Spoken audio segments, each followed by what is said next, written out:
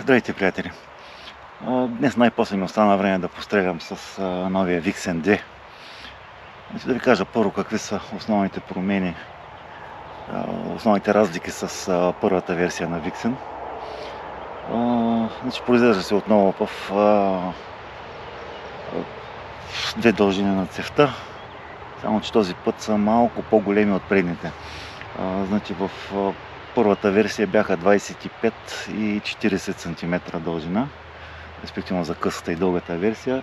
В момента са 31 и 50 см. Другата разлика е свързана с приклада отзад, който е значително по-стабилен от първата версия и доста по-здрав. Третата основна разлика е напълно метална арка Swiss релса за монтаж на допълнителни аксесуари. Малко е удължена релсата за оптика. И едно от важните неща, вече има резба за модератор отпред. По принцип пушката е доста тиха, но ако сложите един добър модератор, става, как се казва, практически безшумна. Тъй като Airgun Technology рекламира тази пушка като пушка за задния двор, ще стреля на по-къси дистанции. Забравих. Много важна разлика е увеличение пленум, което заедно с дължината на цевта дава така малко по-сериозна мощност, ако може да се каже мощност на тази пушка. Защото, както знаете, това е компактна лека пушка, тежи 2,8 кг.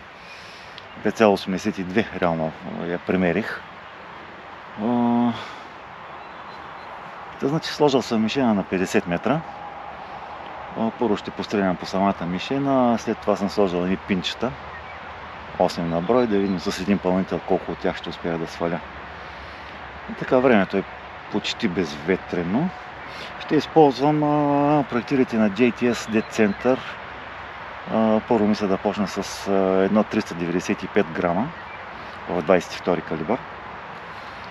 Като това е също много сериозно допълнение към гамата на Vixen. Вече се произвежда и в 6.35. И така, първата версия, дългия вариант, правеше грубо около 40 джоула енергия в калибър 5,5 мм. Тук, благодарение на малко по-дългата цев и по-големия пленум, вече мощността е 60 и няколко джоула. След малко ще видим колко е. И така, да започнем. Един пълнител първо ще направя от 12 проектила по мишената.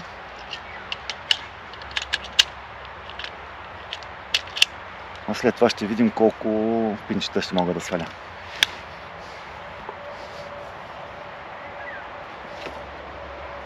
И така, мисля, че записваме. Да.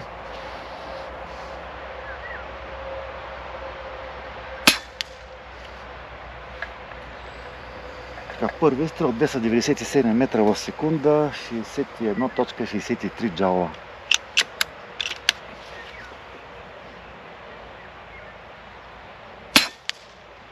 Втори изстрел 295 метра в секунда, 60.81 джаула.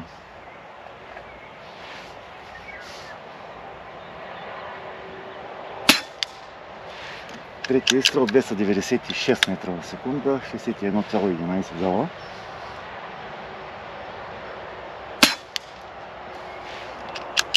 – 296, 60.96 джаула.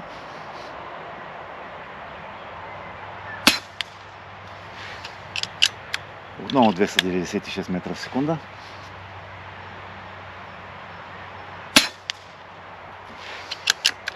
И отново 296.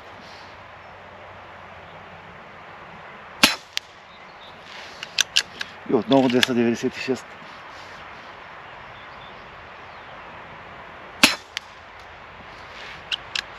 И отново 296.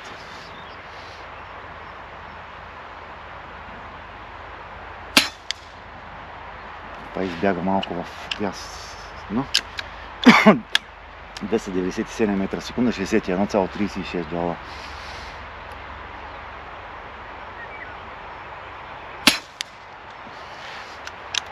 297, 61.34 джаула.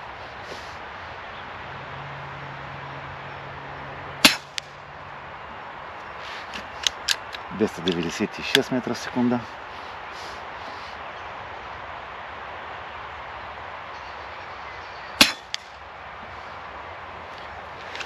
Отново 296 и това беше последният 12-ти изстрел.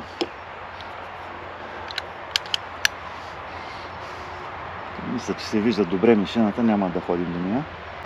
И така, един пълнител, 12 проектила, 8 пинчета на 50 метра разстояние. Ветреца леко се усили. Предполагам се вижда как...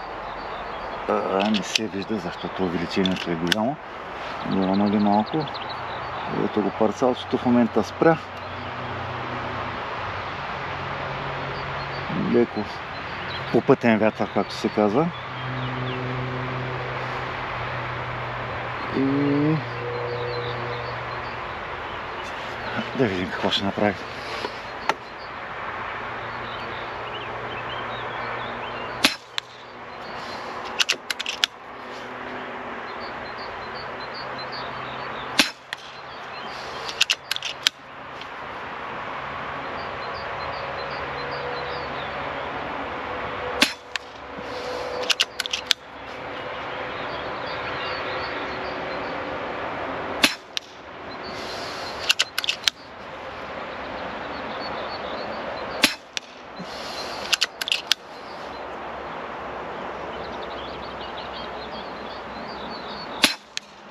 Оп, един пропуск.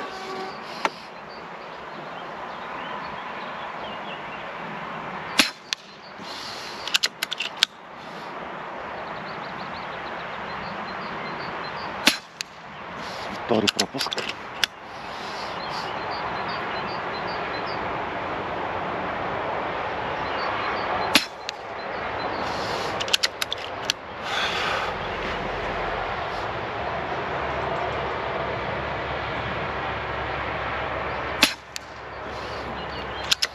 Трети, четвърти вече стана.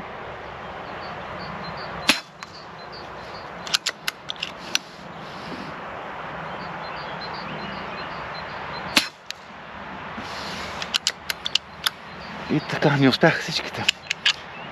Значи едно се закучи яко.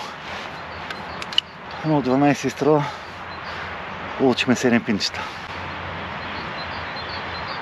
Така, мисля да сложа слъгове и да отдалеча малко мишената, примерно на 100 метра, и да видим как ще се представи пушката с слъгове. С HN 23 глейна и Vixen 2 уха за духа по-сериозно.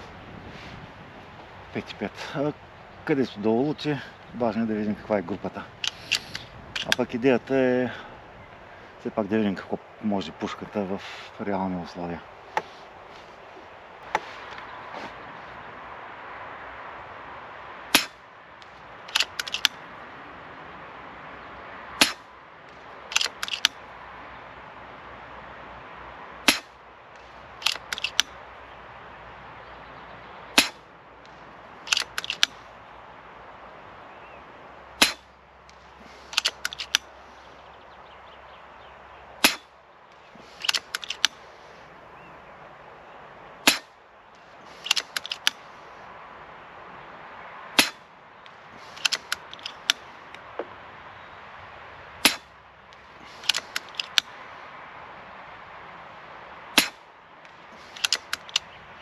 Така, 10 изстрела.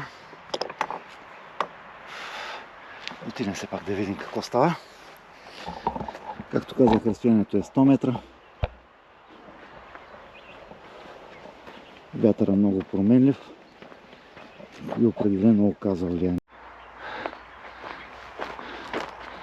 Така, ето е групата от 100 метра. Друго 3 пръста. 2 насам, 3 насам. Имайки предвид, все пак, че това не е най-мощната пушка, мисля, че се представя перфектно. Все пак разстоянието е 100 метра. И така, това е от мен за днес. Живот и здраве, ще се видим отново.